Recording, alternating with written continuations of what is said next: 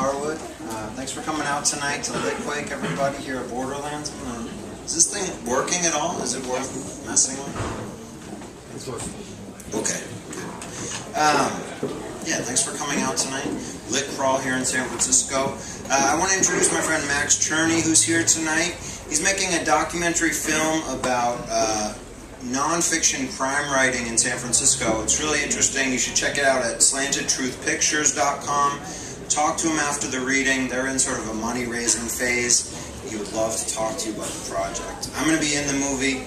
We did an interview last year for it. Very exciting. I'm going to be reading tonight from Jack Palm's In Triad Deathmatch. This is the third Jack Palm's book and the first Jack Palm's novella. It's a shorter piece. Jack Palm's is basically a one-hit action movie star who sort of bottomed out in LA and moved back to San Francisco and then encountered a world of trouble after he kicked drugs and a bad marriage. In this one, he's working with an FBI agent to crack a gang-led fighting tournament in Chinatown. Of course. As Jack came down the wooden stairs into the depths of Chinatown, the cheering grew louder. His first view of the room he was coming into was of old wooden bleachers full of men waving handfuls of paper tickets, betting forms he surmised, and chanting in a foreign tongue.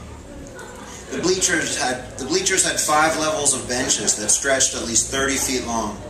Reaching the bottom of the stairs, Jack saw another set of bleachers to his immediate right, and then another set on the far side of the room, the seating forming a U within the big open space. Bright lights hung from a ceiling another full story up. The room was 2 full stories tall, and the bleachers he had first seen were only the first tier of seating.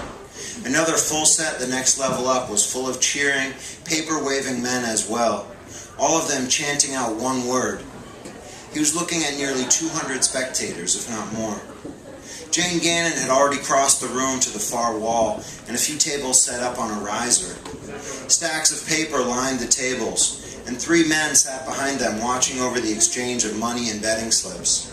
Sitting on a stage above these men were 3 old Chinese gentlemen, wearing robes made of blue and yellow silk. A younger man wearing a pinstriped navy suit stood in the middle of them. Jack knew he'd seen this guy before. Then he recognized another man standing behind him, the guy who'd talked to them from the passenger seat of the dark Mercedes. But none of this could compare to what Jack saw in the center of the big arena. A huge fighting ring with no ropes or cage, just a canvas mat covered with sand on a raised 20-foot by 20-foot platform. In the middle of this, one Asian man held another in a sleeper hold or death grip. Both of them were shirtless, wearing simple black fighting pants. The crowd chanted as the bigger man walked the other around the outside of the ring, clearly in control of the fight. They chanted louder as the bigger man held his hand up. Then he raised the smaller man's arm and let it flop down to his side. Just as his arm was about to bounce down, the smaller man dropped into a new fighting stance. He bent his knees to lower his center of gravity, disrupting the bigger man's balance and some of the control in his grip. The smaller man threw an elbow into the big man's side and spun out of the chokehold into a solid punch that landed in the same spot his elbow had. Jack hadn't seen a man move that fast from dead in the water to back and fighting before. Not ever. For a moment, he forgot entirely where he was and the crowd of people around him. But he came back to the room when he realized the crowd was now silent. Now, in the ring, the smaller man stood while the bigger one stepped back from his last punch. He held his side, a spot on his ribs impossibly showing a bruise already. In the absence of the crowd's chant, Jack could hear the end of the small man's kai, a low sound that rumbled in his chest. I guess you would say kia. I'm not so good with it. Kiai. Thank you. Then the smaller man did something Jack would only put together in full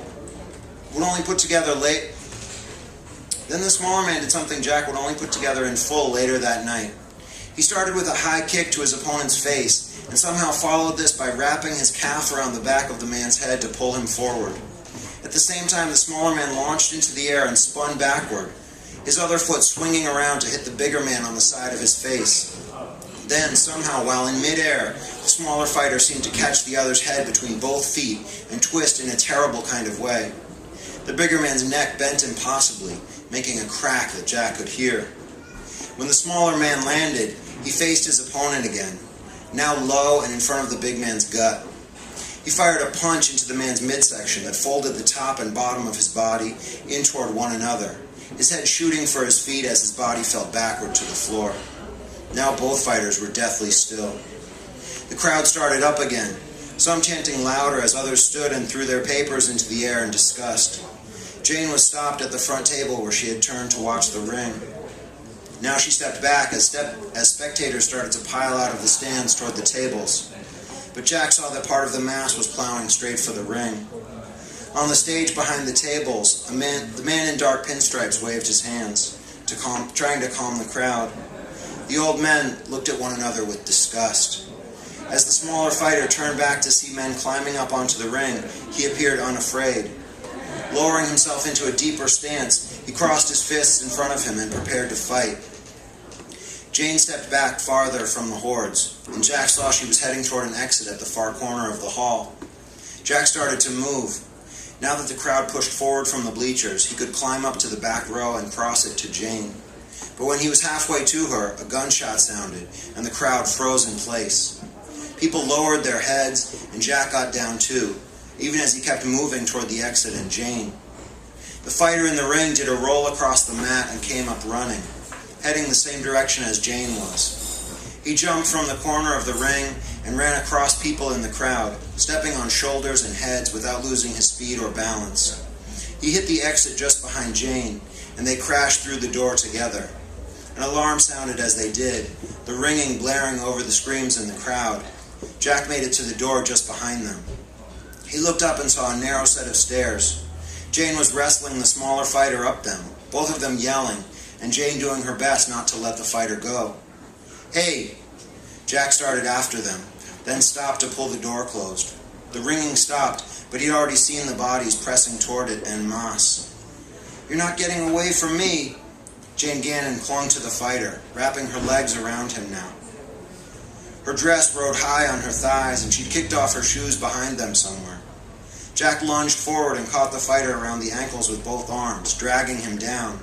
But the man started to beat around Jack's head with a fist, and Jack had to let him go to cover up. The man kicked his legs free from Jane's and bolted upright, climbing the stairs at a run with Jane on his back. "Hold it," Jack called, right behind. "Hold up." Then they hit the top of the stairs and broke out onto the sidewalk through a steel fire door. No alarm. The street, usually a busy part of Chinatown, was empty on a Sunday night. Jack slammed the door behind them, looking for something to block it with or jam it closed. Jane still clung to the fighter's back.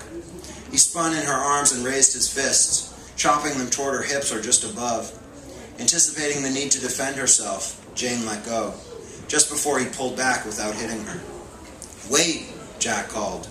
Miraculously, a taxi had appeared out of the fog heading toward them. He raised his hand and stepped into the street. Thank you.